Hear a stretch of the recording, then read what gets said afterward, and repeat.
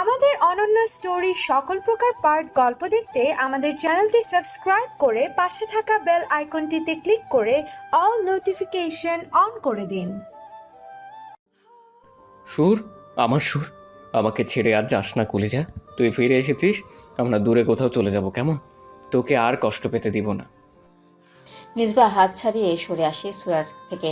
সুরা অসহায় দৃষ্টিতে তাকায়। পিনপত নীরবতা, কারো মুখে কোনো শব্দ নেই, সবকিছু নিস্তব্ধতায় ঘেরা।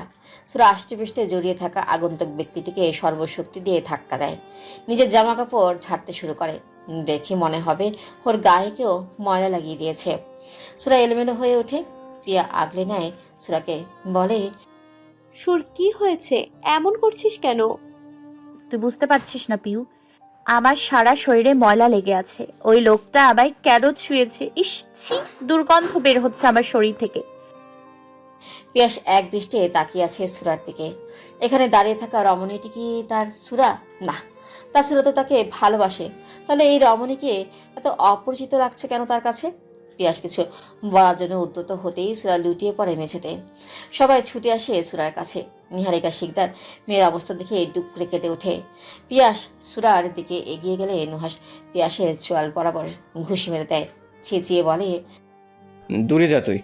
আমার পুতুলের ওপর তোর ছায়া পড়লেও আমি তোকে খুন করে ফেলবো, জানোরের বাচ্চা। নুহাস করে তুলে নেয় সুরাকে। বেরিয়ে যায় বিয়ে বাড়ি থেকে। পিয়া ফুপিয়ে উঠল। ঋতু গিয়ে জড়িয়ে ধরে তাকে। এত কিছু মিসবা দূরে দাঁড়িয়ে থেকে দেখে। সে আসে না তার সুরজানের কাছে। অনুভূতি শূন্য সে। তাকে দেখলে যে কেউ বলবে পাষাণ পুরুষ সে। প্রেয়সী লুটিয়ে পড়ে রইল মাটিতে, কিন্তু পাষাণ পুরুষ কাছে গিয়ে আগলে নিল না। এতটাই কি পাষাণ সে? কঠোর লৌহ মানব। রায়হান তাকায় মিসবার দিকে। এত কিছুর পরেও কি হবে এতটা শান্ত এই কঠিন মানবটা? নাকি ভেতরে বয়ে চলা তাণ্ডব সামলাতে হিমশিম খাচ্ছে সে? রায়হান মিসবার হাত ধরে বেরিয়ে যায়। মিসবা বাধ্য বাচ্চার মতো যায় রায়হানের পিছু পিছু। পিয়াস মেঝেতে বসে পড়ে। আবারও হারিয়ে ফেলল সে সুরাকে। বুকের অসহনীয় ব্যথা বিষিয়ে তুলছে তনুমন। পিয়াস অস্ফুট স্বরে বলে, আমার সুর। শিকদার বাড়ি সকলের মুখে আজ নেই কোনো হাসি, নেই কোনো প্রাণের উচ্ছ্বাস। অনুভূতিহীন প্রত্যেকে নীরবতা পালন করে চলছে প্রায় 15-20 মিনিট। শিকদার বাড়িতে আজ যেন প্রাণ নেই। সবাই এক দৃষ্টে চেয়ে আছে মেঝেতে এলোমেলো হয়ে বসে থাকা সুরার দিকে। গাড়িতে সুরার জ্ঞান ফিরে আসে, কিন্তু জ্ঞান ফেরার পর তার কণ্ঠনালী ভেদ করে বেরিয়ে আসেনি একটা শব্দ। গাড়ি সদর দরজা দিয়ে বাড়ির আঙ্গিনায় প্রবেশ করলে সুরা কোনো দিকে না তাকিয়ে নেমে পড়ে গাড়ি থেকে। বসার ঘরে এসে সোফায় না বসে মেঝেতে পা গুটিয়ে বসে সে। তখন থেকে 15-20 মিনিট পার হয়েছে, কিন্তু সুরার কোনো নড়চড় নেই। দেখে মনে হবে জীবন্ত লাশ সে। নুহাস তাকালো উপরের দিকে। মনের ভেতর থেকে যেন কেউ বলে উঠল তার জীবন্ত পুতুল লাশ। বুকের ভেতর কেঁপে উঠল নুহাসের। নিহারিকা শিকদার মেয়ের কাছে এগিয়ে গেলেন। পাশে বসতে উদ্যত হলে সুরা শান্ত স্বরে বলে, আমার থেকে দূরে যাও আম্মাজান। নিহারিকা শিকদার সুরার পাশে বসে মেয়েকে বুকে আগলে নিলেন। ভেজা কণ্ঠে বলেন, ও মা, এমন বলে না মা, তুমি আমার বুকের মানিক, আমাকে দূরে যেতে বলো না আম্মা। সুরা নিজেকে ছাড়িয়ে নেয় নিহারিকা শিকদারের থেকে। একটু দূরে সরে শান্ত স্বরে বলে, আমি তোমাকে দূরে যেতে বলেছি আম্মাজান। দেখছো না আমার সারা শরীরে কাদা লেগে আছে? এত ময়লা, ময়লা পচে দুর্গন্ধ বের হচ্ছে। যাও যাও যাও, দূরে যাও। নিহারিকা শিকদার ডুকরে ওঠে। কিছু বলতে চাইলে সুরা অগ্নি দৃষ্টি নিক্ষেপ করে নিজের মায়ের দিকে। মন্থা শিকদার এগিয়ে গিয়ে নিহারিকা শিকদারকে নিয়ে আসেন সুরার কাছে থেকে। সোফায় বসিয়ে বড় বোনের মতো বুকে আগলে নেয় তাকে। নিহারিকা শিকদার বিলাপ করে কাঁদছেন। নীরবে চোখের পানি ছেড়ে দেয় মুন্থা শিকদার। রায়হান সুরার দিকে তাকিয়ে ভাবে, এই মেয়ে কি এখন নিজের মধ্যে আছে? থাকলে কি নিজের মায়ের সাথে এমন আচরণ করতে পারতো? কখনোই না। যে মেয়ে পরিবার ছাড়া কিছু বোঝে না, সেই মেয়ে এমন আচরণ করতেই পারে না। বড্ড অন্যরকম লাগছে সুরাকে। রায়হান সুরার থেকে দৃষ্টি সরিয়ে তাকায় পাশে বসা মিসবার দিকে। সে এক দৃষ্টে চেয়ে আছে সুরার দিকে। দুজনই এখন শান্ত। এত শান্ত পরিবেশ কি ঝড়ের পূর্বাভাস না? জানা নেই রায়হানের। লহমায় সুরা শব্দ করে হেসে ওঠে। সবাই বিস্ময়কর দৃষ্টিতে দেখে সুরাকে। সুরাকে যখন একা একা বিড় করে চেঁচিয়ে বিদ্রুপের স্বরে বলে ওঠে, জমিদার কন্যার ডিভোর্সি। আবারও শব্দ করে হাসে সে। মুখ তুলে তাকায় মিসবার দিকে। চোখে হাসে সুরা। যে রমণীর চোখের গভীরে হারিয়ে যায় মিসবা, আজ সেই রমণীর চোখে জোড়া নিষ্প্রাণ। এই চোখ নিষ্প্রাণ কেন আজ? সুরা মুচকি হেসে নিষ্প্রাণ কণ্ঠে বলে, ও ডাক্তার, দেখুন না কত ময়লা আমার শরীরে, পচন ধরেছে, দুর্গন্ধ ছড়াচ্ছে চারিদিকে। আমাকে ঘৃণা হচ্ছে আপনার, তাই না? আমি জানি ঘৃণা হচ্ছে, আপনারও ঘৃণা হচ্ছে নিজেকে। আমি কি মরে যাব ডাক্তার? ডুকরে কেঁদে উঠল নিহারিকা শিকদার। মেয়ের কষ্ট সহ্য হারা তার। মুনথা শিকদার, দিয়া, মীরা, মেহেরও নীরবে অশ্রু ফেলে। মেহের ফুপিয়ে উঠে বলে, সুরা আপু, এসব কেন বলছো তুমি? তুমি কষ্ট পেও না আপু, আমি তোমাকে খুব ভালোবাসি আপু। মেহেরের কথা শুনে সুরাত ছলছল চোখে তাকায় মেহেরের দিকে। পরক্ষণেই মোজাম্মেল শিকদারের উদ্দেশ্যে শান্ত স্বরে বলে, দাদাজান, আপনি চাইলে আমি চলে যাব এখান থেকে। আমার জন্য আপনার অনেক অসম্মান হয়েছে আজ, আমায় মাফ করবেন। সুরা শান্ত স্বরে বলা কথায় মিসবার বুকের ভেতরটা দুমড়ে মুচড়ে যায়। বিষ ব্যথায় নীল হয়ে ওঠে শরীরের শিরা উপশিরা। ভেতরের এই দহনে দগ্ধ হতে হতে নিঃশেষ হয়ে যাচ্ছে সে। শান্ত চোখে তাকিয়ে থাকে নিষ্ঠুর রমণীর দিকে। মোজাম্মেল শিকদার বলেন, বড়গিন্নি, আমার কাছে এসে বসো, আমাকে সব খুলে বলো। দাদাজান সব ঠিক করে দেবে, বিশ্বাস রাখো। সুরা আবারও হেসে ওঠে। বুকের অসহনীয় যন্ত্রণা আড়াল করতেই কি এই হাসির পশটা সাজিয়ে বসেছে এই রমণী? জানা নেই কারণ। সুরা কণ্ঠে তাচ্ছিল্য ফুটিয়ে বলে, আমার সারা অঙ্গ কলঙ্কে ঢেকে আছে, কাদায় মাখামাখি। মুখে দেখো কালি লেগে আছে, ছি ছি ছি, দুর্গন্ধ। সুরা বিড়বিড় করে মুখে হাত ঘষে। একটা কথাই আওড়ায়, কালি লেগে আছে। হয়তো মুখের কালি হাত দিয়ে তোলার আপ্রাণ চেষ্টা তার। নিহারিকা শিকদার আহাজারি করছেন। মিজানুর শিকদার আর পারেন না মেয়ের হাহাকার সহ্য করতে। ডুকরে ওঠেন তিনি।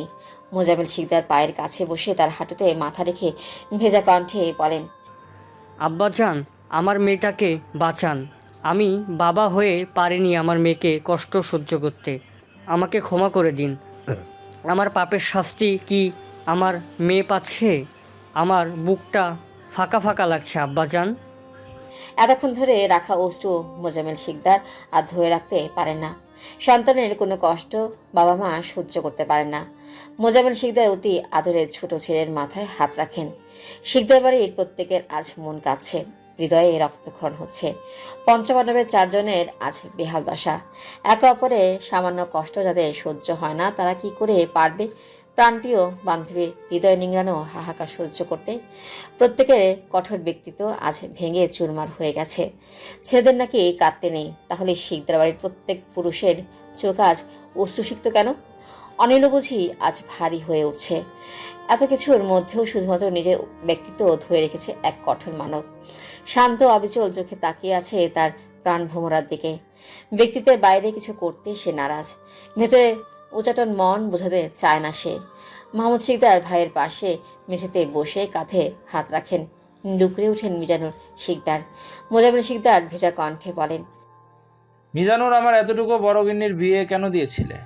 তোমার কাছে কি বোঝা হয়ে গিয়েছিল সে? সব খুলে বলো আমাদের। সুরা দাদাজানের কথা শুনে শব্দ করে হাসে। হাসতে হাসতে গড়াগড়ি খাওয়ার মতো অবস্থা। মেহের মীরাকে জড়িয়ে ধরে ফুপিয়ে ওঠে।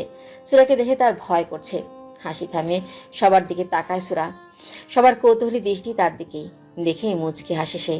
মিসবার দিকে তাকিয়ে শান্ত স্বরে বলে, বিষাদের সাগরে আব্বাজান ডুবিয়ে দেয়নি, আমি নিজে সেই সাগরে ডুবেছি। বিষাদের সাগরে ডুবে পচন ধরেছে শরীরে। বিয়ে নামক বিষাদ বিষ আমি নিজে পান করেছি। হাবড়ে হেসে উঠল সুরা। সবার দৃষ্টি বিস্ময়কর। এই কথার রহস্য কি? লহমায় ফুপিয়ে উঠে রমণী। 5 বছর পূর্বে হেমন্তের শেষ ভাগ। শীতের আগমনী বার্তা নিয়ে হেমন্ত বুঝি বিদায় নেওয়ার পায়তারা করছে। ঠান্ডা ঠান্ডা অনিলে শীতল হয়ে ওঠে তনুমন। লোমকূপ দাঁড়িয়ে যায়। স্নিগ্ধ সকাল। হেমন্তকালে শিশির ভেজা শিউলি ঝড়ে ঠাঁই নিয়েছে মাটিতে। এই ফুল যে রাতে ফুটে সকালে ঝরে যায়। বড্ড বেশি লজ্জাবতী শিউলি ফুল। শিশির ভেজা শিউলি দেখতে অসম্ভব সুন্দর। খালি পায়ে এক কিশোরী শিশির ভেজা শিউলি কুড়িয়ে নিচ্ছে। শিশির ভেজা শিউলি পায়ে স্পর্শ করতেই খিলখিলিয়ে হেসে ওঠে কিশোরী। শিউলি ফুলগুলো কুড়িয়ে সিঁড়ি বেয়ে দিঘির শেষ সিঁড়িতে বসে সে। কুড়িয়ে রাখা ফুলগুলো ভাসিয়ে দেয় দিঘির জলে। হাসি ফুটে ওঠে কিশোরীর ঠোঁটের কোণে। হন্তদন্ত হয়ে সুরার কাছে সিঁড়ি বেয়ে নিচে নেমে আসে প্রিয়া। ব্যস্ত কণ্ঠে বলে, সুর তুই এখানে? আর আমি তোকে পুরো গ্রাম খুঁজে মরছি। আমার আগে বোঝা উচিত ছিল তোকে সকাল সকাল এখানেই পাওয়া যাবে। কেন, কি হয়েছে? প্রিয়ার মন খারাপ করে বলে, এ কি, তুই ভুলে গেছিস আজ যে কান্না দিবস? পাগল হয়েছিস? আজ কান্না দিবস হতে যাবে কেন? আর কান্না দিবস আজ প্রথম শুনলাম। প্রিয়া কাঁদো কাঁদো মুখ করে বলে, আজ আমাদের রেজাল্ট দিবে সুর, আমার খুব কান্না পাচ্ছে, তাই কান্না দিবস আজ। তুই দেখিস ভাইজান আমার রেজাল্ট দেখে আমার পিঠে চেলাকাত ভাঙবে। সুরা দীর্ঘশ্বাস ফেলে। এই মেয়ে নিজে তো চিন্তায় মরবে, সাথে তাকে নিয়েও মরবে। পুতুল, এই পুতুল, কোথায় তুই? তোর রেজাল্ট দিয়েছে? জলদি আয়। নুহাসের কথায় ঘর থেকে ছুটে বেরিয়ে আসে সুরা। বুকের ভেতর ঠিপ ঠিপ করছে তার, ভয়ে প্রাণ ওষ্ঠাগত। রান্নাঘর থেকে নিহারিকা শিকদার আর মীরা বেরিয়ে আসে। মিজানুর শিকদার তখন সোফায় বসে টিভি দেখছিলেন। টিভিতে দেখাচ্ছে আজ এইচএসসি পরীক্ষার ফলাফল ঘোষণা ইতিপূর্বেই করা হয়েছে। মেয়ের প্রতি তার অগাধ বিশ্বাস, তার মেয়ে রেজাল্ট খারাপ করবে না। সুরাকে কাছে ডাকলেন তিনি। সুরা বাবার কাছে পাশে গিয়ে বসে বাবার বুকে মাথা রাখে। মিজানুর শিকদার মেয়ের মনের অবস্থা বুঝতে পেরেই মুচকি হাসেন, মাথায় হাত বুলিয়ে বলেন, আম্মাজান, চিন্তা করছেন কেন? এটা মনে রাখবেন, জীবনে চলার পথে সবসময় সফলতা আসবে না। আপনি যদি অসফল না হন তাহলে কিন্তু সফলতার গল্প কখনোই হবে না। আমার খুব টেনশন হচ্ছে আব্বাজান, রেজাল্ট ভালো না হলে যে আমি মেডিকেল কলেজে পড়ার সুযোগ পাবো না। নিহারিকা শিকদার কঠোর স্বরে বলেন, ওটা আগে ভাবা উচিত ছিল, এখন ভেবে কি হবে? সারাদিন যে হই হই রই রই করে ঘুরে বেড়ানো হয়, তখন এসব মনে থাকে না। সুরা কাঁদো কাঁদো মুখ করে ঠোঁট উল্টে বলে, ও আব্বাজান। আহ নিহা, আমার আম্মাজানকে আর চিন্তায় ফেলো না তো। আম্মাজানের চোখের পানি আমি কিন্তু সহ্য করতে পারি না। তোমার লাই পেয়ে পেয়ে ছেলে মেয়ে দুইটা এমন হয়েছে, দুইটাই হাড় জ্বালানো বদমাইশ হয়েছে। শুধু আমার মন মতো আমার মেয়েরা। নুহাস চোখ ছোট ছোট করে বলে, যা বাবা, আমি আবার কি করলাম আম্মা? তুই চুপ থাক। নুহাস তপ্ত শ্বাস ফেলে। তার মাকে বোঝা তার কর্ম না। নুহাস পকেট থেকে ফোন বের করে কিছুক্ষণ স্ক্রল করে, তারপর মুখ ভার করে টি টেবিলে ফোনটা রেখে সোফায় গায়ে লে দেয়। তার দিকে যে কৌতূহলী চোখে সবাই তাকিয়ে আছে সেদিকে তার খেয়াল নেই। শান্ত স্বরে বলে, পুতুল, কি চাই তোর? সবাই ভ্রু কুচকায়। লহমায় চেঁচিয়ে উঠে সুরা এক লাফে ভাইয়ের পাশে বসে ভাইকে জড়িয়ে ধরে বলে, ভাইয়া সত্যি এ প্লাস পেয়েছে? আমার বিশ্বাস হচ্ছে না। তোকে বলেছিলাম এ প্লাস পেলে তুই যা চাইবি তোকে তাই দিব, কিন্তু গোল্ডেন এ প্লাস পাওয়ার জন্য তোকে কি দেই বলতো পুতুল? সবার মুখে হাসি ফুটে ওঠে সুরার রেজাল্ট শুনে। মীরা দৌড়ে যায় রান্নাঘরে। নিহারিকা শিকদার মেয়ের কাছে এসে কপালে স্নেহের পরশ এঁকে দেয়। মিজানুর শিকদার মেয়ের মাথায় হাত বুলিয়ে আদর করেন। তার বিশ্বাস রেখেছে তার মেয়ে, গর্বে মুখটা ভরে যায় তার। মীরা ছুটে এসে সুরাকে মিষ্টি খাওয়াতে গেলে কাপড়ে পা বেঁধে পড়তে নিলে সুরা চেঁচিয়ে ওঠে। নুহাস দ্রুত ধরে ফেলে মীরাকে। মেয়েটা 4 মাসের গর্ভবতী। সুরা মীরাকে বসে ব্যস্ত কণ্ঠে বলে, ভাবিজান, তুমি কেন মিষ্টি আনতে গেছো? এক্ষুনি কি হতো বলো তো? আমার কুচুপু এক্ষুনি তো ব্যথা পেত। একটু থেমে মীরার পেটে হাত দিয়ে বলে, কুচুপু ব্যথা পেয়েছিস সোনা? তোর মা পচা। তুই একবার আমার কাছে আয়, আমরা দুজনে একসাথে থাকবো। তোর মাকে নিব না আমাদের সাথে। মীরার পেটে আলগা করে মাথা রাখে সুরা। হয়তো বাচ্চার বলা কথাগুলো শোনার চেষ্টা করছে সে, কিন্তু সেটা কি সম্ভব? আজ নতুন না, প্রতিদিন তার আর নুহাসের বাচ্চার সাথে কথা বলাটা চাই। আর এই দুই পাগল ভাই বোনের মাঝে ফেসে গেছে মীরা। সুরার কাণ্ডে শ্বশুর শাশুড়ির সামনে লজ্জা পেল মেয়েটি। নুহাস মিটিমিটি হাসে বোনের কর্মকাণ্ডে। মীরার বেবি হবে শুনে সুরা পুরো গ্রামে মিষ্টি বিলিয়েছিল। অবশ্য টাকাটা নুহাসের পকেট থেকেই গেছে। মিজানুর শিকদার আর নিহারিকা শিকদার মেয়ের কাণ্ড দেখে মুচকি হেসে জায়গা ত্যাগ করে। মীরাকে আর লজ্জায় না ফেলায় ভালো। এই মেয়ের সবে তো শুরু হয়েছে। সুরা মীরার পেটে হাত বুলিয়ে বলে, কুচুপু সোনা, জানিস তো তোর ফুপি কিন্তু খুব ভালো রেজাল্ট করেছে, কিন্তু আমার মন ভালো নেই, তোকে মিষ্টি খাওয়াতে পারলাম না। তুইও মন খারাপ করিস না সোনা, তোর হয়ে আমি না হয় 2টো মিষ্টি বেশি খেয়ে নিব, কেমন? নুহাস আর মীরা সুরার কথায় হেসে ওঠে। সুরা পাত্তাই দেয় না, তার এখন সবচেয়ে গুরুত্বপূর্ণ কাজ কচুপোর সাথে বকবক করা, আর সে এই কাজটাই মন দিয়ে করে। তালুকদার বাড়ির সামনে দাঁড়িয়ে আছে সুরা। গ্রামের চেয়ারম্যান পল্লব তালুকদারের বেশ নামডাক। এক কথায় মানুষ তিনি, নিজের কাজের দ্বারা সম্মান নামডাক অর্জন করেছেন তিনি। গ্রামের সবচেয়ে বড় বাড়িটা তাদের।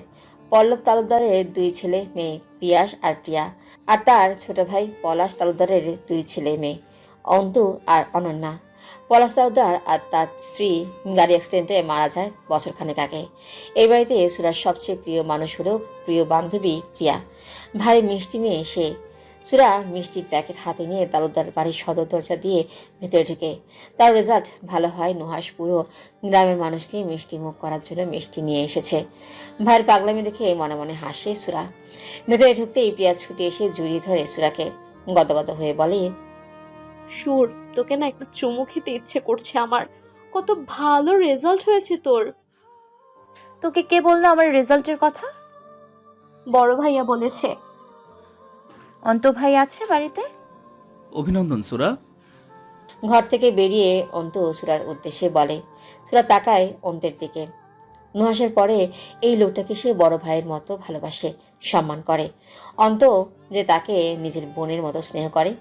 নুহাস আর অন্ত কলিজা, ফোপড়ার কিডনির টুকরা বন্ধু যাকে বলে। সুরা মুচকি এসে এগিয়ে যায় অন্তের কাছে। প্যাকেট খুলে একটা মিষ্টি এগিয়ে দিয়ে বলে, অন্ত ভাই, সব কিন্তু আপনার জন্য সম্ভব হয়েছে। আপনি না পড়ালে কি আমি এত ভালো রেজাল্ট করতে পারতাম? মুখ খুলেন, ছোট বোনের হাতে মিষ্টি খান তো দেখি। অন্ত মুচকি এসে সুরার হাত থেকে মিষ্টি খায়। সুরার মাথায় হাত বুলিয়ে বলে, আমার জন্য কিছুই হয়নি, কিন্তু পরিশ্রম করেছিস বলেই সফলতা অর্জন করে পেরেছিস। আমার জন্য হলে আমার 2 গাধি বোনও ভালো রেজাল্ট করতো। প্রিয়া গাল ফুলিয়ে বলে, বড় ভাইয়া, এটা কিন্তু ঠিক না। আমিও কিন্তু A+ পেয়েছি। উদ্ধার করেছিস আমাকে A+ পেয়ে। আর একজন তো টেনে টুনে পাশ করেছে। সবার সাথে আমাকে তুলনা করবে না বড় ভাইয়া। পেছন থেকে শক্ত কণ্ঠে বলে ওঠে অনন্যা। সে যে সুরাকে বলেছে বুঝতে বাকি থাকে না সুরার। মেয়েটা তাকে কেন এত অপছন্দ করে জানা নেই তার। দীর্ঘশ্বাস ফেলে সুরা আঞ্জুমান বেগমের কাছে যায়। নরম সুরে বলে, আম্মা জান আপনাদের জন্য মিষ্টি পাঠিয়েছে চাচি। আঞ্জুমান বেগম চেঁচিয়ে কাজের মেয়ে ফুলিকে ডাকে। ফুলি রান্নাঘর থেকে বেরিয়ে আসলে সুরার হাত থেকে মিষ্টি নিয়ে রান্নাঘরে রাখতে বলেন। তিনিও আর না দাঁড়িয়ে চলে যান রান্নাঘরে। সুরা দীর্ঘশ্বাস ফেলে। এই বাড়িতে সবাই তাকে ভালোবাসলেও অনন্যা আর আঞ্জুমান বেগম তাকে সহ্য করতে পারে না। সুরা অন্তকে বলে, অন্ত ভাই, আমার কিন্তু সামনে মেডিকেলে চান্স পাওয়ার জন্য অ্যাডমিশন পরীক্ষার প্রস্তুতি নিতে হবে। আমি কিন্তু কাল থেকে পড়তে আসব।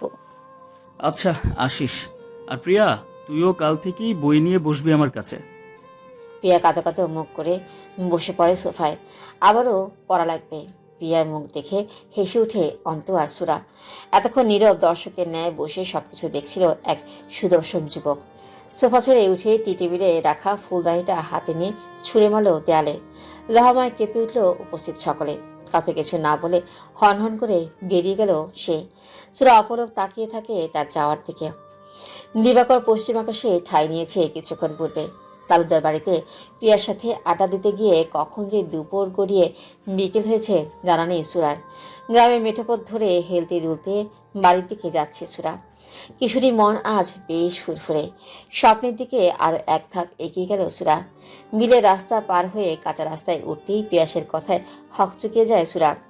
পিছু ফিরে দেখে পিয়াস শিমুল গাছের নিচে বাইকে হেলান দিয়ে বসে আছে। এই লোকটাকে সুরার কাছে মাকাল ফল মনে হয়। বাইরে থেকে দেখতে সুদর্শন এই পুরুষ, কিন্তু সারাদিন টোটো কোম্পানির মতো ঘুরে বেড়ানো তার কাজ। এক কথায় ভবঘুরে সে। পিয়াস আবারও ডেকে উঠলে সুরা গুটি গুটি পায়ে এগিয়ে যায়। পিয়াস সুরার মুখোমুখি দাঁড়িয়ে বলে, এত দেরি হলো কেন? জানিস কতক্ষণ ধরে অপেক্ষা করছি তোর জন্য। সুরা ভ্রুকুচকে তাকায়, বলে, আমি কি আপনাকে অপেক্ষা করতে বলেছি পিয়াস ভাই? পিয়াস মুচকি হাসে। এই মেয়েটার দিকে তাকালেই তার হৃদয়ে শিহরণ জাগে, হৃদয়ে প্রশান্তিতে ভরে যায়। এই যে এখন সুরা বিরক্তি নিয়ে তার দিকে তাকিয়ে আছে। প্রশ্নাত্মক চাহনিতে এটাও পিয়াসের ভালো লাগছে। ভালোবাসা বুঝি এমনই হয়। পিয়াস শব্দ করে হেসে ওঠে, বলে, তুই জানিস তোর সবচেয়ে প্রিয় কাজ কি? তোর সবচেয়ে প্রিয় কাজ হলো আমাকে তোর প্রণয়ের দহনে দগ্ধ করা। সুরার কুচকানো ভ্রু আরও কুচকে যায়। পিয়াস আবারও হেসে ওঠে। সুরা তাকায়, এই লোকটা অতি সুদর্শন। আর এই হাসি এত সুন্দর কেন লাগে এই লোকটার হাসলে? ছেলেদের কি এত সুদর্শন হতে আছে? নেই তো। এমন সুদর্শন পুরুষ নাকি তার মতো শ্যামকন্যাকে ভালোবাসে, ভাবা যায়? পিয়াস বলে। সুরা ফট করে বলে উঠল, আপনাকে হাসলে খুব সুন্দর লাগে পিয়াস ভাই। পিয়াস চোখেতে তাকায় সুরার দিকে, পরক্ষণেই শব্দ করে হাসে, বলে, তুই বললে সামান্য হাসি কেন? আমি তোর চরণে দূর আকাশের চন্দ্র এনে দেব সুর। সুরা লজ্জা পায়। কিশোরী মনে প্রজাপতিরা ডানা ঝাপটায়, রংধনুরা 7 রঙের পশটা সাজায়, কিন্তু তার যে স্বপ্ন সে বড় ডাক্তার হবে। এখন যদি আবেগে আপ্লুত হয়ে পড়ে তাহলে যে সর্বনাশ। সুরা ক্ষীণস্বরে বলে, আমাকে যেতে হবে পিয়াস ভাই, আম্মাজান দেরি হলে চিন্তা করবেন। পিয়াস শান্ত স্বরে আকুল আবেদন করে বলে, আমাকে কি ভালোবাসা যায় না সুর? তোকে আমি খুব ভালোবাসি। একবার ভালোবেসে দেখ, আমি তোকে আমার হৃদয়ের রানী করে রাখবো। সুরা পূর্ণ দৃষ্টিতে তাকালো পিয়াসের দিকে। পিয়াস সুরার হাত ধরে তার বুকের বাঁ পাশে আগলে নেয়। সুরা হকচকিয়ে গেল। আশেপাশে তাকায়, কেউ দেখলে সর্বনাশ হয়ে যাবে। ব্যস্ত কণ্ঠে বলে, কি করছেন পিয়াস ভাই? হাত ছাড়েন, কেউ দেখলে সর্বনাশ হয়ে যাবে। দয়া করে হাত ছেড়ে দিন। আমি তোকে ভালোবাসি সুর। একবার আমাকে ভালোবেসে দেখ, তোকে নতুন অনুভূতির সাথে পরিচয় করাবো আমি। আর যদি ভালো না বাসিস তাহলে কালকের মধ্যে আমার মরা মুখ দেখার জন্য প্রস্তুত থাকিস। এসব কি বলছেন? এভাবে জোর করে কি ভালোবাসা হয় পিয়াস ভাই? আমি অত সব বুঝি না। আমি শুধু জানি আমার সুরকে আমার চাই যে কোনো মূল্যে। একটা কথা রাখবি? সুরা প্রশ্নাত্মক দৃষ্টিতে তাকায়। পিয়াস নরম সুরে বলে ওঠে, আমার দেহে যখন প্রাণ থাকবে না তখন একবার হলেও আমাকে বলিস ভালোবাসি। লজ্জায় তোর মুখ যদি রক্তিম হয়ে ওঠে তাহলে আমার লাশের কানের কাছে ফিসফিসিয়ে বলিস ভালোবাসি। বলবি তো? নইলে যে মরেও আমার হৃদয় দগ্ধ হবে প্রণয়ের দহনে। দয়া করে চুপ করেন পিয়াস ভাই, এসব বলবেন না, কিচ্ছু হবে না আপনার। তাহলে বল, আমাকে তোর হৃদয় রাজ করার অনুমতি দিবি? সুরা চোখ বন্ধ করে নেয়। কিশোরী মন বুঝতে পারে না কি করা উচিত।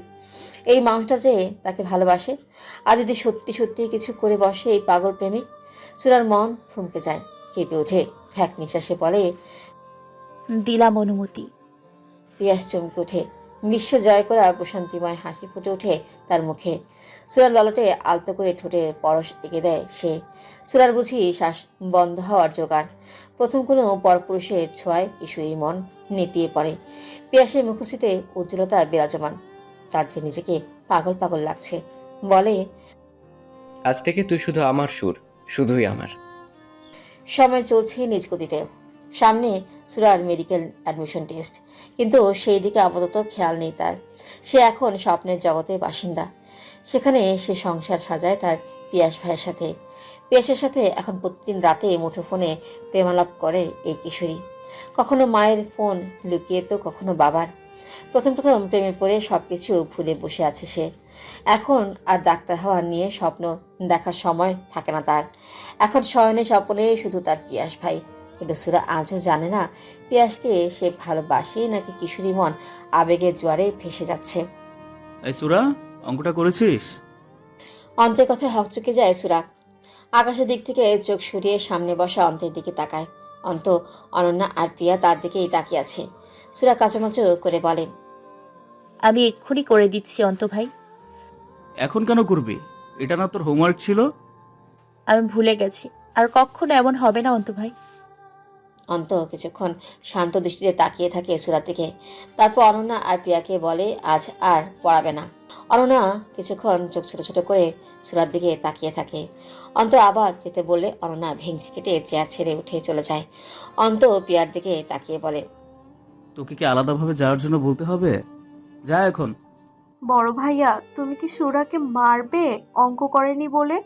ওকে মেরো না, তুমি বরং ওর হয়ে আমাকে শাস্তি দিতে পারো।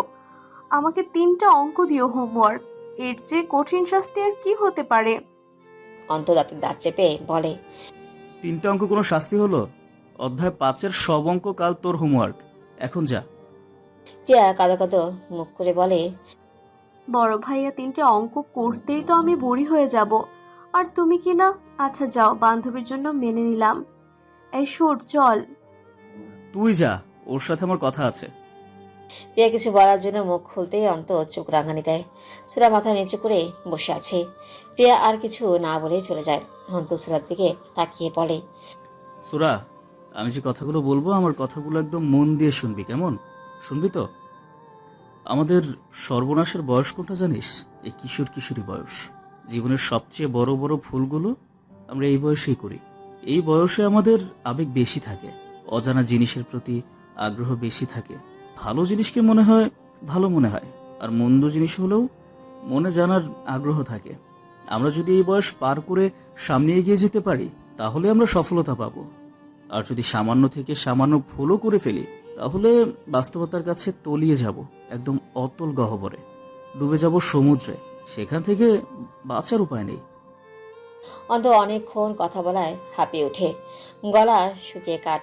টেবিল থেকে গ্লাসটা হাতে নিয়ে এক নিঃশ্বাসে সব পানি পান করে। সুরা তাকায় অন্তের দিকে। অন্ত টেবিলের উপরে গ্লাসটা রেখে বলে, তোর পড়াশোনা ভাবে চলতে থাকলে মেডিকেলে চান্স পাওয়ার স্বপ্ন ছেড়ে দিতে হবে। বড় ভাইয়ের একটা কথা রাখবি বোন, পড়াশোনাটা আজ থেকে মন দিয়ে করবি। কি করবি তো? সুরা মাথা নাড়ায়। তাকে তার স্বপ্ন পূরণ করতে হবে। অন্ত নড়ে চড়ে বসে, বলে, আর শোন, পিয়াসের থেকে দূরে থাকবি। এখন তোর প্রথম কাজ নিজের স্বপ্ন পূরণ করা। সুরা চমকে ওঠে। অন্ত কিভাবে জানলো? কি করবে সে? কিন্তু পিয়াসে চায় তার সাথে সুখের সংসার সাজাতে। সবকে একসাথে পাওয়া যায় নাকি কিছু পেতে গেলে কিছু হারাতে হয়? গধূলি বেলা তালুকদার বাড়ির ছাদের একপাশে বসে আচার খাচ্ছে প্রিয়া আর সুরা। প্রিয়া খাচ্ছে কম, মুখ দিয়ে তৃপ্তির শব্দ করছে বেশি। সুরা হেসে ওঠে প্রিয়ার কাণ্ড দেখে। তখনই ছাদে আসে পিয়াস, গম্ভীর গলায় বলে, পিউ, নিচে যা, আমার ডাকছে তোকে। প্রিয়া হাতের আচারের বাটিটা রেখে উঠে দাঁড়ায়। সুরাকে বসতে বলে নেমে যায় ছাদ থেকে। পিয়াস এগিয়ে আসে সুরার কাছে, শক্ত কণ্ঠে বলে, বিয়ে করবি আমায়? সুরা মজার ছলে বলে, করবো তো। আগে পড়াশোনা শেষ করি, ডাক্তারের স্বামী হবে না ভাবা যায়? বলেই খিলখিলিয়ে হেসে উঠে সুরা। পিয়াস চোয়াল শক্ত করে বলে, আমাকে দেখে কি তোর জোকার মনে হচ্ছে?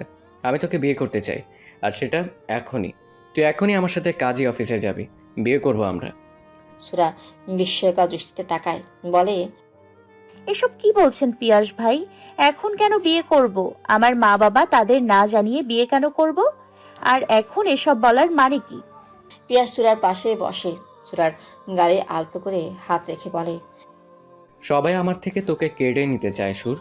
আজ দেখলি তো বড় ভাই আমার থেকে তোকে দূরে রাখতে বলল। চল না কলিজা, বিয়ে করে ফেলি। দেখবি তখন কেউ আর আমার থেকে তোকে আলাদা করতে পারবে না। আমি পারবো না সবাইকে ঠকাতে পিয়াস ভাই। তুই কি চাস আমি মরে যাই? তোকে না পেলে পিয়াস তার অস্তিত্ব রাখবে না সুর। আজ এই মুহূর্তেই তোর চোখের সামনে নিজেকে শেষ করে দিব আমি। আমি আজ পর্যন্ত যা চেয়েছি তাই পেয়েছি, কিন্তু আমার সব চাওয়ার ঊর্ধ্বে তুই। আমি পারবো না তোকে ছাড়া বাঁচতে। ওরা আমার থেকে তোকে কেড়ে নিবে সুর। পিয়াস কথা বলতে বলতেই উঠে দাঁড়ায়। ছাদের কিনারের দিকে এগিয়ে যায় সে। সুরাকে না পেলে যে পিয়াস অস্তিত্বহীন, সুরা ভয় পায়। কি করবে বুঝতে পারে না। দৌড়ে পিয়াসকে পেছন থেকে শক্ত করে জড়িয়ে ধরে ভেজা কণ্ঠে বলে, আমি রাজি পিয়াস ভাই, দয়া করে নিজের ক্ষতি করবেন না, আমি সহ্য করতে পারবো না। ডুকরে ওঠে সুরা।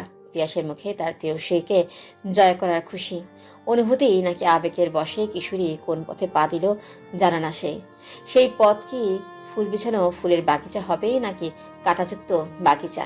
পিনপত নীরবতা তালুকদার বাড়িতে। নিহারিকা শিকদার মুখে আঁচল গুজে ফুপিয়ে ফুপিয়ে কাঁদছেন। মিজানুর শিকদার মাথা নিচু করে সোফায় বসে আছেন। মাথা তুলবেন কি করে, মেজে তার মাথা নিচু করে দিয়েছেন। তালুকদার বাড়িতে আজ সকলে উপস্থিত। পিয়াসের পেছনে লুকিয়ে আছে সদ্য বিয়ে করা লাল টুকটুকে এক বউ। সদ্য বিবাহিত কিশোরী তার স্বামীর পাঞ্জাবি আঁকড়ে ধরে নীরবে চোখের অশ্রু বিসর্জন দিচ্ছে। নিহারিকা শিকদার মেয়ের কাছে এগিয়ে আসলেন। সুরার হাত ধরে পিয়াসের পেছন থেকে সামনে টেনে আনলেন মেয়েকে। কে কিছু বুঝে ওঠার আগেই সপাটে চর বসিয়ে দিলেন মেয়ের গালে। তাল সামলাতে না পেরে সুরা পড়ে যেতে নিলে পিয়াস আঁকড়ে ধরে নিজের অর্ধাঙ্গিনীকে সুরা ডুকরে ওঠে। কখনো ফুলের টোকা পর্যন্ত দেয়নি মেয়েকে, অথচ আজ সবার সামনে গায়ে হাত তুলে কলিজা ছেড়ে যাচ্ছে বুঝি নিহারিকা শিকদারের। মেঝেতে বসে পড়েন তিনি। নুহাস মাকে আগলে ধরে। সুরা জানে পরিবারের সবার চোখের মনি সে, যে বাবাকে কখনো মাথা নিচু করে থাকতে দেখেনি সুরা, অথচ আজ তার জন্য তার বাবা মাথা নিচু করে বসে আছে। এই যন্ত্রণা সহ্য হয় না কিশোরীর। নিহারিকা শিকদার ভেজা কণ্ঠে বলেন, তোর একবারও আমাদের কথা মনে পড়ল না সুরা? এভাবে আমাদের শিক্ষাকে অপমান করলি তুই। কবুল বলার সময় কি বুক কাঁপেনি তোর? এই তুই কিভাবে কবুল বলতে পারলি? সুরা মুখে 2 হাত চেপে ডুকরে ওঠে। আজ পর্যন্ত কি বাবা মা কখনো তাকে সুরা বলে ডেকেছে? তাহলে আজ কেন রাখছে? এতটাই অন্যায় করে ফেলেছে সে কি করে বলবে কবুল বলতে কত কষ্ট হয়েছে তার। কাজে যখন কবুল বলতে বলল তখন সুরা বলতে পারে না, বুক কেঁপে ওঠে, ঠোঁট কাঁপে। পিয়াস তখন শক্ত করে তার হাত আঁকড়ে ধরে, ভরসা দেয় যে হাত সে ধরেছে সেই হাত সে কখনো ছাড়বে না। সুরা মিজানুর শিকদারের কাছে ছুটে যায়, বাবার পায়ের কাছে বসে মাথা রাখে বাবার কোলে, ফোপাতে ফোপাতে বলে, আমি বুঝতে পারিনি আব্বাজান, আপনাদেরকে এত আঘাত দিয়ে ফেলবো আমি। আমাকে ক্ষমা করে দিন, আমাকে পর করে দেবেন না, আমি মরে যাব আপনাদেরকে ছাড়া। মেয়ের মুখে মরার কথা শুনে বাবার মন কেঁপে ওঠে। মিজানুর শিকদার মেয়ের মাথায় হাত রেখে আলতো স্বরে আওড়ালেন, তুমি আমার মেয়ে সুরা, সবসময় এটাই মনে রাখবে। তোমার আব্বাজানের দরজা তোমার জন্য সবসময় খোলা থাকবে। দোয়া করি ভালো থেকো। আব্বাজান, আমাকে আম্মাজান বলে ডাকবেন না? মিজানুর শিকদার মেয়ের কথার কোনো প্রত্যুত্তর করেন না, বেরিয়ে যায় তালুকদার বাড়ি থেকে। সুরা ভাইয়ের দিকে তাকালো। নুহাস এগিয়ে আসে, সুরার মাথায় হাত রাখলে সুরা ছলাছলা চোখে তাকায় ভাইয়ের দিকে। নুহাস বলে, ভালো থাকিস। যে জীবন তুই বেছে নিয়েছিস সে জীবন তোর সুখের হোক। আর দাঁড়ায় না কেউ। সুরা ছলাছলা চোখে সদর দরজার দিকে তাকিয়ে থাকে। পিয়াস এগিয়ে গিয়ে মেঝে থেকে সুরাকে তোলে। এতক্ষণ নীরব থাকা পল্লব শিকদার গম্ভীর কণ্ঠে বলল, পিও, সুরামাকে তোমার গুণধর ভাইয়ের ঘরে নিয়ে যাও। সোফা ছেড়ে উঠে দাঁড়ান তিনি। সুরার কাছে গিয়ে মাথায় হাত রেখে বলেন, কষ্ট পাস না মা, বাবা মা কষ্ট পেয়েছে তাই চলে গেলে। তার উপরে বেশি দিন তার রাগ করতে থাকতে পারবি না। আর আমি জানি তুই কেমন। এই সব কিছুর পিছনে যে আমার ছেলের সম্পূর্ণ হাত আছে বুঝতে বাকি নেই আমার। পিওর সাথে ভিতরে যা। সুরা কৃতজ্ঞতা দৃষ্টিতে তাকায়। এই মানুষটা ছোটবেলা থেকেই তাকে অনেক স্নেহ করে। সে ভেবেছিল সবাই হয়তো তাদের থেকে মুখ ফিরিয়ে নেবে, কিন্তু সেটা হয়নি। প্রিয় সুরাকে নিয়ে যায়। আঞ্জুমান বেগম কিছু বলতে চাইলে পল্লব তালুকদার ভরাট কণ্ঠে বলে, সুরা এই বাড়ির ছোট্ট বউ, মেনে নাও সবাই। আর যারা মানতে পারবে না আমি মনে করি তাদের এই বিষয়ে মাথা না ঘামালেও চলবে। পিয়াস বাবার প্রতি কৃতজ্ঞ। কে মানলো কে মানলো না তার যায় আসে না এতে। সে তার সুরকে পেয়ে গেছে, এই ঠের। তিমিরে তুলিয়াছে পুরো বাড়ি। আজ আর কৃত্রিম আলো বুঝি মন কাটতে সক্ষম হচ্ছে না কারোর। ঘরের এক কোণে মেঝেতে বসে আছেন মিজানুর শিকদার। আদরের মেয়ে আজ তার কাছে নেই। বাবার বুকে সন্তানের জন্য যে ঝড় বয়ে চলেছে কাকে বোঝাবেন তিনি? বড্ড আদরের মেয়ে তার। পিয়াসকে খুব ভালো করে চেনেন তিনি। ছেলে হিসেবে বড্ড অপছন্দের তালিকায় সে। বাজে বন্ধুদের সাথে বসে নেশায় বুঁদ হয়ে মাঝরাতে ঘরে ফিরে সে। মেয়ের ভবিষ্যৎ ভেবে কেঁপে উঠলেন বাবার বুক। এই কোন পথেই পা বাড়ালো তার রাজকন্যা। লহমায় ঘাড়ে কারো হাতের স্পর্শে নড়ে চড়ে বসেন তিনি। ভেজা কণ্ঠে বলেন, আমার আম্মাজান এই কোন জীবন বেছে নিল নিহা? আমার মেয়েটা সুখে থাকবে তো? আমার যে অজানা ভয়ে বুক কেঁপে ওঠে। আমার মেয়েটা কি একবারও তার আব্বাজানের কথা মনে পড়ে না? আমার পাপের শাস্তি কি আমার মেয়ে পাবে নিহা? আমার জন্য আম্মা মারা গিয়েছিলেন, এই বোঝা কি আমার নিষ্পাপ মেয়েটা বয়ে বেড়াবে? বলতে বলতে ডুকরে উঠেন তিনি। নিহারিকা শিকদার স্বামীর বুকে মাথা রেখে ফোপাতে থাকেন। মেয়ের চিন্তায় নেতিয়ে পড়েছে মায়ের মন। বাবা মা বুঝি এমনই হয়, শত অন্যায় শত আঘাত করলেও তাদের কাছে সন্তান নিষ্পাপ, অবুঝ শিশু। কিন্তু সেই সন্তান কি কখনো ভাবে মা বাবাকে কত কষ্ট দিয়ে ফেললো সে? সন্তান হিসেবে কলঙ্কিত সে, ব্যর্থ সন্তান। জ্যোৎস্না স্নিগ্ধ রাত, কিন্তু চন্দ্রের জ্যোৎস্নাও আজ ফিকে লাগছে নুহাসের কাছে। কোনো নাম না জানা বিষাক্ত বিষ তার সারা শরীরে ছড়িয়ে পড়ছে। বিষের বিষ ব্যথায় কুকড়ে উঠছে হৃদয়। বারান্দায় দাঁড়িয়ে একের পর এক নিকোটিনের ধোঁয়া উড়িয়ে দিচ্ছে দূর আকাশে। বড্ড আদরের বোন তার। ছোটবেলা থেকে বোনকে সবসময় আগলে রেখেছে সে, কখনো কোনো কিছুর অভাব বোধ করতে দেয়নি বোনকে। আজ যখন সুরা ছড়াছড়া চোখে তার দিকে তাকিয়েছিল, তখন হৃদয়ে রক্তক্ষরণ হচ্ছিল তার। কিভাবে পারবে বোনকে ওই বখাটে ছেলের সাথে মেনে নিতে? বোনের জন্য চিন্তায় মাথা ফেটে যাওয়ার উপক্রম তার।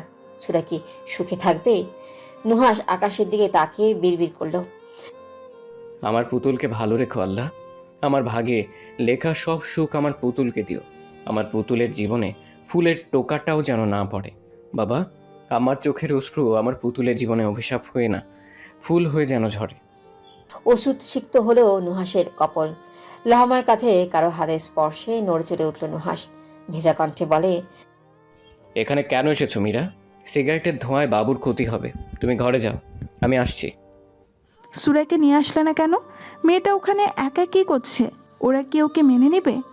আমার সুর পাখিটা কেন করলো এমন? ডুকরে কেঁদে উঠে মীরা। নুহাস পেছনে ঘুরে বুকে আগলে নেয় মেয়েটাকে, মাথায় হাত বুলিয়ে বলে, আমাদের সুর ভালো থাকবে মীরা, চিন্তা করো না। ঘরে চলো। নুহাস মীরাকে নিয়ে ঘরে আসে। চারজন মানুষ, নিদ্রাহীন রাত বুঝে আজ। সবার একটাই ভাবনা, তাদের সুর ভালো থাকবে তো। রাত্রি দ্বিতীয় প্রহর। তাদের বাড়িতে পিনপত নীরবতা। সবাই ঘুমের রাজ্যে পাড়ি দিলেও ঘুম নেই একজোড়া চোখে। বিষাক্ত অনুভূতিতে বেশি আছে মন মস্তিষ্ক। নিজেকে অভিশাপ দিতে ব্যস্ত এক কিশোরী। কি করে পারলো ওই মানুষগুলোকে কষ্ট দিতে? প্রকৃতিও আজ বুঝি বলছে, তুমি অভিশপ্ত কিশোরী, অভিশপ্ত তুমি। লহময় নিজের কোমরে শক্ত পুরুষালী এক হাতের স্পর্শে কেঁপে উঠল সুরা। হক চুকিয়ে গেল মেয়েটি। দ্রুত নিজেকে ছাড়িয়ে ঘুরে তাকায় সে। পিয়াস তার দিকে তাকিয়ে আছে মুগ্ধ চোখে। পিয়াস সুরার ভয় মিশ্রিত মুখশ্রী দেখে শান্ত স্বরে বলে, ভয় পেয়েছিস কলিজা? আমি তো ভয় নেই। পরক্ষণে পিয়াস সুরার গালে হাত রেখে আদরে গলায় বলল, তুই আমার হৃদয়ের রানী সুর, তোকে আমি আমার হৃদয়ের রানী করে রাখবো। সুরা ডুকরে ওঠে। পিয়াস হক চুকিয়ে গেল। সুরার কাছে এগিয়ে গিয়ে বুকে আগলে নিল তার প্রাণভ্রমরাকে। মেয়েটার কান্না তার সহ্য হয় না। এই মেয়েটা যে খুব শখের নারী তার। ব্যস্ত কণ্ঠে বলে, কি হয়েছে সুর? বাড়ির সবার কথা মনে পড়ছে? চিন্তা করিস না, সব ঠিক হয়ে যাবে।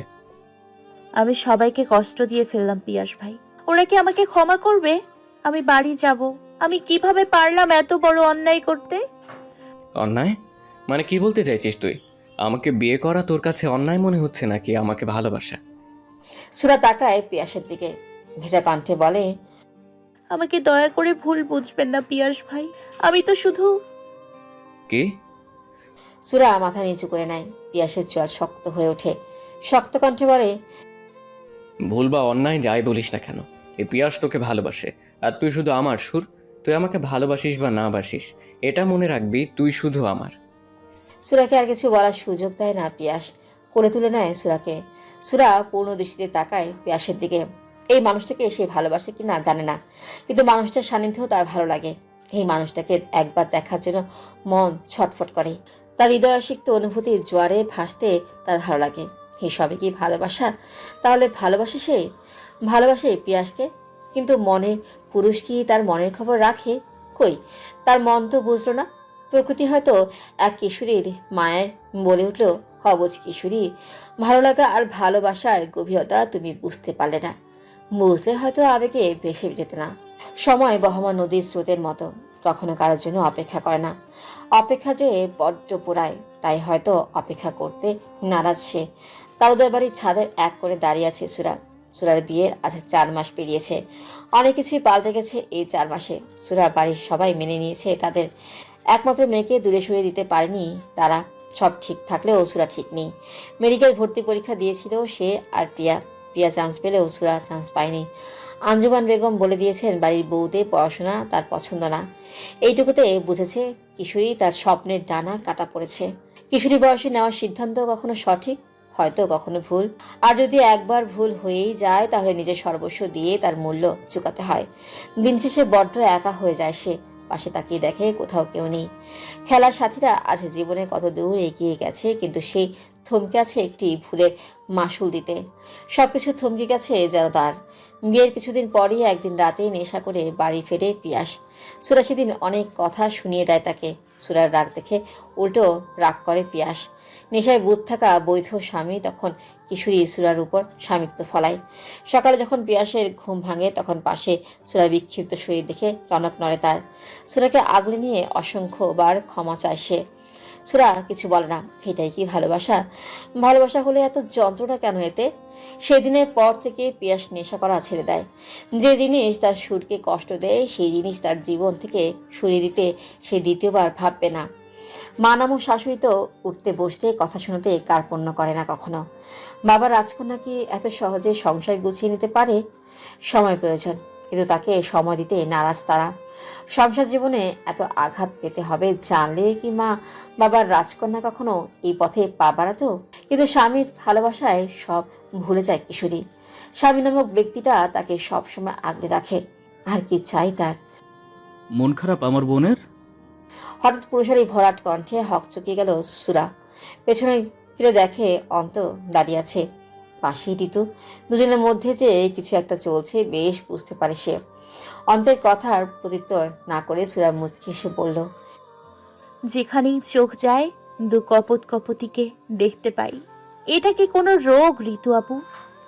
ঋতু এগিয়ে আসে সুরার কাছে, কান আলতো করে মলে দিয়ে বলে, খুব পেকেছিস না পাজি একটা। খিলখিলিয়ে হেসে উঠে সুরা। অন্ত আর ঋতুও তাল মেলানো।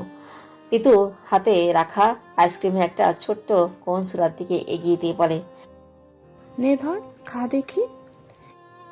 আমার খেতে ইচ্ছা করছে না আপু। এ কি, সূর্য আজ কোন দিক দিয়ে উঠেছে? সুরা নাকি আইসক্রিম খেতে ইচ্ছে করছে না। যে আইসক্রিম শীতকালেও খেতে ভুলে না সে নাকি আইসক্রিম খাবে না। এটা কি নাগরিকরা মেনে নিবে? তুমিও না আপু, আমি মোটেও শীতে আইসক্রিম খাই না। এসব তোমাকে অন্ত ভাই বলেছে তাই না? দাও খাচ্ছি। সুরা ঋতুর হাত থেকে একটা কোন নিয়ে খেতে শুরু করে। ঋতু আর অন্ত দাঁড়িয়ে গল্প করছে, টুকটাক কথা সুরাও বলে। এক পর্যায়ে ঋতুকে আঞ্জুমান বেগম নিচে ডাকলে সে নেমে যায়। সুরা আইসক্রিম খেয়েছে বললে ভুল হবে, মুখে মাখিয়েছে বেশি। অন্ত শব্দ করে হেসে ওঠে সুরার কাণ্ড দেখে। মেয়েটা বাচ্চাই থেকে গেল। বলে, সারা মুখে মাখিয়েছিস? তুই কি বড় হবি না সুরা? পাগলি একটা। সুরা ঠোঁট উল্টায়, বলে, কই মাখিয়েছি? আপনি মিথ্যা বলবেন না তো। আমার আইসক্রিম খাওয়া একদম ক্লিন অ্যান্ড কেয়ারের মতো সুন্দর। অন্ত আবারও হাসে। এগিয়ে এসে সুরার মুখে লেগে থাকা আইসক্রিম হাত দিয়ে মুছে দেয়। নিজের হাত সুরার সামনে ধরে বলে, এটাই তোর ক্লিন অ্যান্ড কেয়ারের মতো সুন্দর, তাই তো? সুরা ফিক করে হেসে দেয়। অন্ত গলায় শব্দ করে হাসে। এসব দেখে দূরে ছাদের দরজার কাছে দাঁড়িয়ে থাকা এক মানবের রাগে শরীরের শিরা ফুলে ফেপে ওঠে। হনহনিয়ে নেমে যায় ছাদ থেকে। অন্ধকারে তলিয়ে আছে ঘর, দরজা জানালা বন্ধ। দেখে মনে হবে গভীর রাতের অন্ধকারে তলিয়ে গেছে, কিন্তু সবে তো বিকেল। দিনের বেলায় দরজা জানালা বন্ধ করার কারণ বোধগম্য হয় না সুরার। সুরা হাতড়ে হাতড়ে লাইট জ্বালায়। পিয়াস বিছানায় কপালে এক হাত রেখে শুয়ে আছে। কৃত্রিম লাইটের আলো পিয়াসের শুভ্র মুখশ্রীতে পড়লে চোখ মুখ কুচকে নেয় সে। সুরা শান্ত স্বরে বলে, দরজা জানালা সব বন্ধ করে বসে আছেন কেন? মাথা ব্যথা করছে? সুরা এগিয়ে আসে পিয়াসের কাছে। পিয়াসের মাথার কাছে বসে মাথায় হাত রাখে। পিয়াস সুরার হাত সরিয়ে দেয়। এসব এখন নাটক মনে হচ্ছে তার কাছে। সুরা হতভম্ব। হঠাৎ কি হলো বুঝতে পারছে না। বলে, কি হয়েছে পিয়াস ভাই? মাথা কি বেশি ব্যথা করছে? আমি চুল টেনে দিই একটু, দেখবেন কমে যাবে। এই ঘর থেকে এখন যা, তোকে আমার সহ্য হচ্ছে না সুরা। সুরা হতভম্ব হয়ে তাকিয়ে থাকে। তাকে সহ্য হচ্ছে না মানে? সে কোথায় যাবে তার থেকে মুখ ফিরিয়ে নিলে? কি করেছে সে? সুরা নরম স্বরে বলে, আমি কি করেছি পিয়াস ভাই? আমাকে না বললে আমি বুঝবো কিভাবে? আপনি আমার থেকে মুখ ফিরিয়ে নেবেন না দয়া করে। পিয়াস উঠে বসে। পুরুষালী শক্ত হাতে সুরার নমনীয় গাল চেপে ধরে। দাঁতে দাঁত চেপে বলল, কি করেছিস জানতে চাস? তাহলে শোন, তুই আমাকে ঠকিয়েছিস। আমি কি দিইনি তোকে সুরা? আমার হৃদয়ের রানী করে রেখেছি তোকে। আর তুই কিনা আমারই বড় ভাইয়ের সাথে ঢলাঢলি করিস। এই আমি তোকে বলেছিলাম না অন্তের সাথে কথা বলবি না? বল বলেছিলাম কিনা? ঘৃণা হচ্ছে আমার তোকে। সুরা নিষ্প্রাণ চোখে তাকিয়ে আছে পিয়াসের দিকে, বলে, এসব কেন বলছেন পিয়াস ভাই? অন্তু ভাই আমার বড় ভাইয়ের মতো। সে আমাকে ছোট বোনের মতো স্নেহ করে। আমাদের ভাই বোনের সম্পর্কে কলঙ্ক দেবেন না পিয়াস ভাই। পিয়াস শব্দ করে হেসে ওঠে, পরক্ষণে জল শক্ত করে বলে, ভাই বোন মাই ফুট। আজকের পর থেকে তুই ওই শালা অন্তের সাথে কথা বলবি না। ডাকা তো দূরে থাক, শালার চোখ তুলে নিব আমি আমার জিনিসের দিকে তাকালে। নিজের বড় ভাইকে গালি দিতে লজ্জা করছে না আপনার? ছি! নাগরকে গালি দিচ্ছি বলে কষ্ট হচ্ছে তাই না? তোর শরীরের এত যা। সুরা চোখ রাঙিয়ে শক্ত কণ্ঠে বলে, পিয়াস ভাই। পিয়াসে মাথার আগে ক্ষোভে ফেরে যাচ্ছে। সুরাকে অন্তের সাথে দেখে ওর রাগ হয়, আর এখন সুরার চোখ রাঙানি যেন আগুনে ঘি ঢেলে দিল। মুহূর্তেই পিয়াস থাপ্পড় মারে সুরাকে। সুরা বিছানার পাশে বসে থাকায় ছিটকে মেশাতে পারে। পিয়াস বিছানা থেকে নেমে রাগের বশে সুরার চুলের মুঠি ধরে। ব্যথায় কোকিয়ে ওঠে কিশোরী। ঘাড় ঘুরিয়ে অবিশ্বাস্য চোখে তাকায় বৈধ স্বামী নামক পুরুষের দিকে। পিয়াস হয়তো নিজের মধ্যে নেই, থাকলে কি পারতো তার প্রাণভোমরাকে আঘাত করতে? পিয়াস কোমর থেকে বেল্ট খুলে আঘাত করে সুরাকে। সুরা গুঙ্গিয়ে ওঠে, হাত দিয়ে মুখ চেপে ধরে সে। নিজের আত্মচিৎকার কাকে শোনাবে সে? নিজের ইচ্ছায় যে জীবন বেছে নিয়েছে তার নালিশ কাকে বলবে? সুরা অস্ফুট স্বরে আওড়ালো, আব্বাজান দেখে যাও, তোমার রাজকন্যা তার স্বামীর রাজ্যের রানী হতে পারেনি। পিয়াস নিজের রাগ ক্ষোভ উগরে দেয় নরম ওই দেহের উপর। আজ যেন সে পশুতে পরিণত হয়েছে। হাঁপিয়ে ওঠে পিয়াস, দূরে বেল্ট ছুঁড়ে ফেলে চলে যায় ঘর থেকে, আর রেখে যায় শরীরে রক্ত জমাট বাঁধা সুরাকে। সুরা গুঙ্গিয়ে উঠছে, মেঝেতে পড়ে থাকে সে। এটাই কি তাহলে ভালোবাসা? যদি এটাকেই ভালোবাসা বলে তাহলে দরকার নেই তার এই ভালোবাসার। ডুকরে ওঠে সুরা, শরীরে ব্যথার চেয়ে মনের বিষ ব্যথা যে বেশি। গ্রামে ক্লাব ঘরে বসে মদ খাচ্ছে পিয়াস। এক হাতে দেশি মদের গ্লাস আর অন্য হাতে সিগারেট। মস্তিষ্ক বিক্ষিপ্ত হয়ে আছে তার। তাহির পূর্ণ দৃষ্টি দেয় পিয়াসের দিকে, বলে, ভাই থাম, আর কত খাবি? এবার তো ওভারলোড হয়ে যাবে। সুরা ভাবি তখন তোকে আর ঘরে ঢুকতে দিবে না। শব্দ করে হেসে ওঠে তাহিল, কাশিম আর জারিফ। পিয়াস গ্লাসটা নিচে রাখে। সুরা নামক মন মস্তিষ্কে দুয়ারে করা নাড়ছে। লহমায় দাঁড়িয়ে যায় সে, ছুটে বেরিয়ে যায় ক্লাব ঘর থেকে। জারিফ ভ্রুকুচকে বলে, কি হলো ব্যাপারটা? কি আর হবে, শালার মনে হয় এখন লাগবে সুরাকে। ওই শালাকে একবার হলেও বিছানায় আনতে, কিন্তু ওই কুত্তার বাচ্চার জন্য সব ভিজতে গেল। ওই শালার সামান্য হাত ধরার নুয়াশ আমাকে সবার সামনে মেরেছিল। এমন ডোজ দিয়েছি পিয়াসকে, সব তালগোল পেকে যাবে। শব্দ করে হেসে ওঠে তাহিল।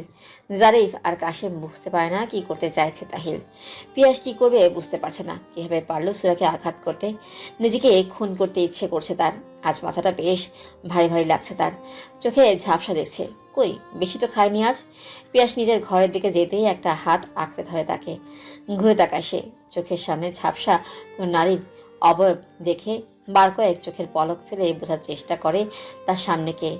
মুখে হাসি ফুটে উঠল পিয়াসের। ঘোরের মধ্যে বলে, সুর, আমার সুর, সরি জান, আমাকে মাফ করে দে। আমি মারতে চাইনি তোকে। কি থেকে যে কি হয়ে। আর বলতে পারে না পিয়াস। ঠোঁটে নারীর চিকন আঙ্গুলের চাপ পড়ায় থেমে যায়। লহমায় কোলে তুলে নেয় রমণীটিকে। টলমলো পায়ে ঢুকে পড়ে সামনের এক ঘরে। বিছানায় জ্বরে কাতরাচ্ছে সুরা। কষ্ট হচ্ছে তার, খুব কষ্ট। হঠাৎ পাশের ঘরে কিছু অস্ফুট স্বরের গঙ্গারের আওয়াজ কানে আসায় ভ্রুকুচকে গেল তার। অনেক কষ্টে মাথা চেপে উঠে বসে সে। সারা শরীরের ব্যথায় কুকড়ে যায়। সুরা বিছানা ছেড়ে নেমে ঘর ছেড়ে বেরিয়ে যায়। পাশের ঘরের দিকে চোখ যেতেই থমকে যায় সে। ঘরের দরজা হালকা ফেরানো। দরজার ফাঁক দিয়ে অনাকাঙ্ক্ষিত দৃশ্য মস্তিষ্কে বিক্ষিপ্ত সংঘর্ষ শুরু করে। এটাও কি সম্ভব? লহমায় লুটিয়ে পড়ে কিশোরী। এত বড় আঘাত সহ্য করা কি এতই সহজ? জ্ঞানশূন্য হয়ে পড়ে থাকে সুরা মেঝেতে। হায়, বাবা ভাইয়ের রাজকন্যার বুঝি ঠাঁই হলো না কোথাও। নিষ্প্রাণ নির্জীব হয়ে বসে আছে সুরা। দেখে মনে হচ্ছে জীবন্ত লাশ। বাবার আদরে রাজকন্যা কখনো কি ভেবেছিল নিজের সর্বাঙ্গে কলঙ্ক লিপটে যাবে? ভাবেনি তো। কিছুক্ষণ আগে সে যখন মেঝেতে জ্ঞানহীন হয়ে পড়েছিল তখন অন্ত ছুটে আসে। অন্ত হতভম্ব হয়ে দাঁড়িয়ে থাকে। ছোট ফুলটাকে কে এইভাবে দুমড়ে মুছে দিয়েছে বুঝতে সময় ব্যয় হয় না তার। নুহাসের সাথে বাইরে আড্ডা দিতে গিয়ে রাত হয়ে যায় অনেক। এখন বাড়ি ফিরে যে এমন ঘটনার সম্মুখীন হতে হবে সে কি ভেবেছিল? সুরাকে পাজা কোলে তুলতে গিয়ে দৃষ্টি যায় আধ ভেজানো দরজার দিকে। মুহূর্তে চোয়াল শক্ত হয়ে ওঠে তার। এই অনাকাঙ্ক্ষিত দৃশ্যের সম্মুখীন না হলেই হয়তো ভালো হতো। সুরাকে আগে দেখা প্রয়োজন ভেবে কোলে তুলে নেয় সেই। সুরাকে নিজের রুমে নিয়ে গিয়ে শুইয়ে দেয়। সুরার চোখে মুখে পানি ছিটিয়ে দিলেও জ্ঞান ফিরে আসে না। অন্ত ঋতুকে ডেকে আনে। সারা রাত জ্বরে কাতরাতে থাকে সুরা। ঋতু জলপট্টি দেয় আর অন্ত চেয়ে থাকে সুরার শুকনো মুখশ্রীর দিকে। সুরার জ্বর কমে আসলে সকালের দিকে ঋতু রওনা দেয় শহরে যাওয়ার জন্য।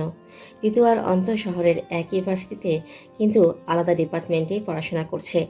অন্ত বাড়ি থেকে যাতায়াত করলেও ঋতুর পক্ষে সম্ভব না প্রতিদিন 2 ঘন্টা জার্নি করা। কলেজের হোস্টেলে থাকে সে। কাল জরুরি কাজে বাড়ি আসলেও সকাল 9টার আগে একটা ক্লাস অ্যাটেন্ড করা প্রয়োজন। ঋতুর মন চায় না সুরাকে এই অবস্থায় রেখে যেতে, কিন্তু কিছু অ্যাসাইনমেন্ট আজকেই জমা দিতে হবে। অন্ত ঋতুকে যেতে বলে। সুরার কিছুক্ষণ পরে জ্ঞান ফিরে অন্ত ব্যস্ত কণ্ঠে বলে, সুরা, তুই ঠিক আছিস তো বোন? সুরা কিছু বলে না, ফেল করে তাকিয়ে থাকে অন্তের দিকে। সুরা উঠতে চাইলে অন্ত উঠে বসতে সাহায্য করে। সুরা হঠাৎ অন্তের বুকে মাথা রেখে ফুপিয়ে ওঠে। এতক্ষণ হয়তো আপন মানুষের সান্নিধ্য খুঁজে চলেছিল কিশোরী মন। তাই তো আপন মানুষের সান্নিধ্যে ভেঙে চুরমার হয়ে যায় শক্ত খোলস। অন্ত মাথায় হাত বুলিয়ে বলল, কি হয়েছে বোন, আমাকে বল। আমি না তোর বড় ভাই, আমি সব ঠিক করে দিব। কে মেরেছে তোকে? পিয়াস মেরেছে? বল আমাকে। ছি ছি ছি, এসব কি হচ্ছে তালুকদার বাড়িতে? নষ্টা মেয়ে মানুষ, ছোট ছেলের মাথা খেয়ে মন ভরেনি তোর, বাড়ির বড় ছেলের মাথা খাচ্ছিস? সুরা কিছু বলবে তার আগে দরজা দিয়ে ঢুকতে ঢুকতে আঞ্জুমান বেগম বলে ওঠে তিক্ত কথাগুলো। তার সাথে সাথে বাড়ির প্রত্যেকে আসে অন্তের ঘরে। সুরা ছিটকে সরে আসে অন্তের থেকে। ভাই বোনের সম্পর্কে আজ কি কলঙ্ক লেগে যাবে? সবার পেছনে দাঁড়িয়ে আছে পিয়াস। নিজের চোখে বিশ্বাস হচ্ছে না তার। আঞ্জুমান বেগম পল্লব তালুকদারকে উদ্দেশ্য করে বলল, দেখলেন তো, নষ্ট মেয়ে মানুষকে বাড়িতে জায়গা দিলে কি হয়? আমার ছেলের জীবনটা শেষ করে দিয়ে এখন বাড়ির বড় ছেলের পিছনে লেগেছে এই নষ্টা মেয়ে। মুখ সামলে কথা বলো বড় আম্মু। কাকে কি বলছো তুমি? হ্যাঁ, না জেনে শুনে কি বলছো এসব? তুমি কেন বলছো?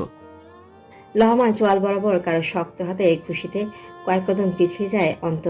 তাকিয়ে দেখে পিয়াস চোয়াল শক্ত করে হিংস্র দৃষ্টিতে তাকিয়ে আছে তার দিকে। মুহূর্তেই পিয়াসের গায়ে থাপ্পড় মারে সুরা। কলার চেপে ধরে ভেজা কণ্ঠে বলে, চরিত্রহীন লম্পট, এই আমাকে ঠকালেন কেন আপনি? যদি ধোকা দেয়ারই ছিল তাহলে ভালোবাসলেন কেন? ঘৃণা করি আমি আপনাকে। সুরা ডুকরে কেঁদে উঠল, বলল, আমাকে নাকি আপনার হৃদয়ের রানী করে রাখবেন? আপনি তো আমাকে আপনার পায়েও ঠাঁই দিলেন না পিয়াস ভাই। পিয়াস কলার থেকে সুরার হাত সরিয়ে দেয়। তাচ্ছিল হেসে বলে, চোরের মায়ের বড় গলা শুনেছিলাম, আজ প্রথম দেখলাম। শালি, তোকে কোন দিক দিয়ে অভাবে রেখেছিলাম আমি? আমার বড় ভাইয়ের সাথে নষ্টামি করতে বাদলো না তোর? তোর শরীরের এত জ্বালা আমাকে দিয়ে হয় না তোর? অন্ত এগিয়ে এসে কলার চেপে ধরে পিয়াসে চোয়াল শক্ত করে বলে, খুব আদরের ছোট ভাই তুই আমার। নয়তো সুরাকে যা বললি তার জন্য এখানেই পুঁতে রেখে দিতাম তোকে। পিয়াস অন্তের হাত সরিয়ে দিয়ে বলে, তুই আর তোর সুরা আজ থেকে আমার কাছে মৃত। ঘৃণা করি আমি তোদের দুইজনকে। পরক্ষণে সুরার দিকে তাকিয়ে বলে, তোর মতো জঘন্য কুৎসিত মেয়েকে আমি আর ভালোবাসি না। তোর না আছে রূপ আর না আছে কোনো গুণ। তোকে ঘৃণা করি আমি সুরা। তোর থেকে মুক্তি চাই আমি। আর আজ এই মুহূর্তে সজ্ঞানে আমি তোর থেকে মুক্তি চাইলাম। 1 তালাক, 2 তালাক, 3 তালাক। সবাই হতভম্ব হয়ে তাকিয়ে আছে পিয়াসের দিকে। পিয়াস কি একবারও বুঝতে পারলো রাগের বশে কি বলে ফেললো সে? বুঝতে পারলে কি এত কঠিন একটা শব্দ তার কণ্ঠনালী ভেদ করে বেরিয়ে আসতো? সুরা নিষ্প্রাণ চোখে তাকিয়ে আছে। শরীরের ভার আর বইতে পারে না কিশোরী। ধপ করে বসে পড়ে মেঝেতে। সে কি মরে যাচ্ছে? হয়তো মরে যাচ্ছে সে, নয়তো বুকে আকাশসম ভারী বস্তুর চাপ অনুভব হচ্ছে কেন? মাথা ফাঁকা ফাঁকা লাগছে কেন? তালাক এমন একটা শব্দ যা এক নিমিষেই শেষ করে দেয় সুমধুর সম্পর্ক। একটা প্রাণোচ্ছল মেয়েকে মেঝেতে লুটিয়ে পড়ে সুরা। অন্তর ছুটে আসে ছোট বোনটার কাছে। শুধু কি রক্তের সম্পর্ক থাকলেই আপন হয় মানুষ? আত্মার সম্পর্ক বলে তো একটা সম্পর্ক আছে। এই মেয়েটার সাথে যে তার আত্মার সম্পর্ক। অন্তের চোখ ছলছল করে ওঠে, নিস্তেজ কণ্ঠে আওড়ালো, এই পিয়াস, ভাই আমার, এটা তুই কি করলি? শুধু কি আমার বোনটা বিনা দোষে শাস্তি পেল, নাকি আমার ভাইটা না বুঝি মরণ যন্ত্রণাকে আহ্বান জানালো? জীবন বড়ই অদ্ভুত। এক জীবনে কত রাগ অভিমান আমাদের। রাগ জিনিসটা পৃথিবীকে ধ্বংস করতেও দুইবার ভাবে না। রাগের বশে যে মানুষ নিজেই নিজের ক্ষতি করে তা হয়তো তাদের কল্পনাতীত। আজ সপ্তাহ পেরিয়েছে সুরা নিজের মা বাবার কাছে আছে। পিয়াস সেদিন তালাক দেওয়ার পরে নিজেই মিজানুর শিকদারের কাছে খবর পাঠায় তারা যেন নিজের মেয়েকেই নিয়ে আসে। আদরের রাজকন্যা করুণ অবস্থা, সারা শরীরে স্বামীর নির্যাতনের চিহ্ন। প্রাণহীন মেয়ের মুখশ্রী দেখে ডুকরে কেঁদে ওঠেন তিনি। নিয়ে আসেন নিজের রাজ্যে তার রাজকন্যাকে, কিন্তু রাজকন্যা শরীরে আনতে পারলেও সেই শরীরে প্রাণ নেই। তালাক দেওয়ার 2 দিনের দিন পিয়াস ডিভোর্স লেটার পাঠিয়ে দেয়। শিক্ষিত সুরাও বুঝি সেই দিন নিজের নামটাও ভুলে যায়। একটা কাগজ আর 3টা শব্দ মেরে ফেলে একটা প্রাণোচ্ছল হাস্যজল মেয়েকে। বাবা মায়ের রাজকন্যাকে, ভাইয়ের কলিজার টুকরোকে। সেদিন মৃত্যু ঘটে সুরার আত্মার। আমাদের দেশে অসংখ্য সুরা আছে যারা মনে প্রাণে নিজের সবটুকু দিয়ে আঁকড়ে ধরতে চায় স্বামীকে, স্বামীর সংসারকে। বিশ্বাস করে নিজের সব কিছু সেই মানুষটাকে সঁপে দেয়, কিন্তু নিষ্ঠুর পৃথিবীর মানুষগুলো কেড়ে নেয় তাদের বেঁচে থাকার সম্বল। একটা মেয়ে কম স্বপ্ন নিয়ে যায় না শ্বশুরবাড়ি, চোখে তার আকাশসম স্বপ্ন। একটা মেয়ে কি চায়? একটু স্বামী নামক ব্যক্তির ভালোবাসা। শ্বশুরবাড়ির সবার ভালোবাসা পৃথিবীতে সবচেয়ে দামি হয়তো ভালোবাসা। তাই তো বাড়ির বৌদি ভালোবাসতে তাদের এত কার্পণ্যতা। একটা মেয়ে কি কখনো চায় তাকে কেউ ডিভোর্সি বলুক?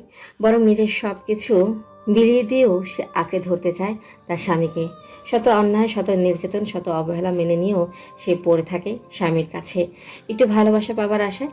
কিন্তু সেই মেয়েই কোনো বাবার রাজকন্যা, বাবার রাজ্যের একমাত্র রাজরানী সে, কিন্তু সেই রাজকন্যা স্বামীর কাছে পড়ে থাকে ভিখারিনী হয়ে। তাও বুঝি তার শূন্য আঁচল ভালোবাসা দিয়ে পূর্ণ হয় না। হায় রে মেয়ে, তোমার ভালো থাকা মন্দ থাকা তোমার শখের পুরুষের হাতে। কোনো মেয়েই চায় না স্বামীর সংসার ছাড়তে। একবার বিশ্বাস ভাঙলে কি আবার বিশ্বাস করা সম্ভব? ডিভোর্সি হওয়া পাপ বা অন্যায় না, কিন্তু এই সমাজের মানুষগুলোর কাছে হয়তো ডিভোর্সি মেয়েদের জায়গা হয় না। তাদের কটূক্তি, তিক্ত কথা, তাকে দেখার দৃষ্টি মেয়েটিকে ভাবতে বাধ্য করে সে ডিভোর্সি। আমাদের আশেপাশে অনেক ডিভোর্সি মেয়ে আছে। আমরা কি একবারও তার মনের খবর জানতে চেয়েছি কখনো? জেনে দেখো, ভেতরে ভেতরে মরে গেছে সে। শুধু বেঁচে আছে তার অর্ধগলিত শরীর। গধূলি লগ্ন, দিঘির সিঁড়িতে বসে নিষ্প্রাণ চোখে তাকিয়ে আছে সুরা পশ্চিম আকাশে। পৃথিবী কত নিষ্ঠুর! যে পৃথিবীতে নিজের আলোয় আলোকিত করে রাখে তাকে দিন শেষে ফিরে যেতে হয়। এই নিষ্ঠুর পৃথিবী তাকে ঠাঁই দেয় না। স্বার্থপর পৃথিবীর মানুষগুলোকে নিজের সর্বস্ব দেওয়ার পরেও দিন শেষে একাকিত্ব বরণ করে নিতেই হয়। তাচ্ছিল্য হাসে সুরা। সে হাসিতে প্রাণ নেই। সুরা, তুই এখানে?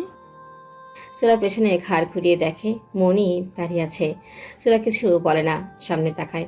মণি হাতের হাঁড়ি পাতিলগুলো শেষ সিঁড়িতে রেখে সুরার পাশে বসে। সুরার কাঁধে হাত রেখে বলে, কি হয়েছে? মন খারাপ? ভর সন্ধ্যাবেলা এখানে বসে আছিস কেন? অন্ধকার নামলো বলে। কই, কিছু হয়নি তো। তুই কবে এসছিস? আজ দুপুরে যা হয়েছে ভুলে যা সুরা। তুই আবার আগের মতো হয়ে যা। তোকে এমন মনমরা দেখতে আমার একদম ভালো লাগে না সুরা। প্রিয়াটা থাকলে সে তোকে ঠিক হাসি খুশি রাখতো। প্রিয়া তার স্বপ্ন পূরণ করতে পারলো না, সে খুশি না। কেন জানিস? তুই চান্স পাসনি তাই। আর আমাকে জোর করে তো বিয়েই দিয়ে দিল। তুই আবার পরীক্ষা দে, আমার বিশ্বাস তুই পারবি। আর সম্ভব না বনি। তোদের সুরার সাথে সাথে স্বপ্নও মরে গেছে। এখন এই সুরার শরীর বেঁচে থাকলেও সে মৃত। মনি কিছু বলবে তার আগে পেছন থেকে মনির মা মতিবানু বলে উঠল, হাই হাই রে মনি, তোর কি কাণ্ডজ্ঞান হইব না কোনোদিন? তাল কেনা মাইয়ার লগে বইয়ে আসুস কে? ওট ওট কইতাছি। সুরা আর মনি উঠে দাঁড়ায়। মতিবানু সিঁড়ি বেয়ে নিচে নেমে এসে সুরার এক হাত শক্ত করে ধরে বলে, ওই সরি, ওর লগে কি কইতাছিলি তুই? আমার মাইয়াটা নতুন বিয়াতা, ঘর কেমনে ভাঙ্গল লাগে হেডাই কইতাছিলি? সুরা মাথা নিচু করে বলে, তুমি ভুল বুঝছো মামি, আমি ওকে এসব বলবো কেন? হ্যাঁ মা, সুরা তো। তুই চুপ থাক। তেলকা মাইয়ার লগে ঢলাঢলি করস কে? এইসব মাইয়া অলক্ষী, অপয়া হয়, জানোস না? ওই তোর মা কিছু শিখায় নাই? জানোস না তালাকের পর বাড়িতেই থাকুন লাগে? যেমন মা তেমন মাইয়া। সুরা রাগান্বিত চোখে তাকায় মতিবানুর দিকে, শক্ত কণ্ঠে বলে, আমাকে যা বলার বলো মামি, আমার মাকে কিছু বলবে না। ওই তুই কারে চোখ দেখাস? তালাক হওয়া মাইয়া তুই, মুখে কালি লাগাইছস, তাও তোর তেজ কমে নাই? নিজের ইচ্ছাই তো পলায়ে গেছিলি। ভালো মাইয়া হইলে কি এসব করতি? বাসুরের লাগেও নাকি নষ্টামি করছস? নষ্টা মেয়ে মানুষ, তোরে তো আমি। মতিবানু নিচে বসে সিঁড়িতে থাকা পাতিলের তলায় কালি হাতে মেখে নেয়। দাঁড়িয়ে সুরার মুখে কালি লেপটে দেয়। মনি হাত দিয়ে মুখ চেপে ধরে। সুরা চকিতে তাকায়, সে ভাবেনি তিনি এমনটা করবেন। সুরা ফুঁপে ওঠে, দৌড়ে চলে যায় বাড়ির দিকে। কলঙ্কিনী সেই, এই মুখ আর দেখাবে না কাউকে।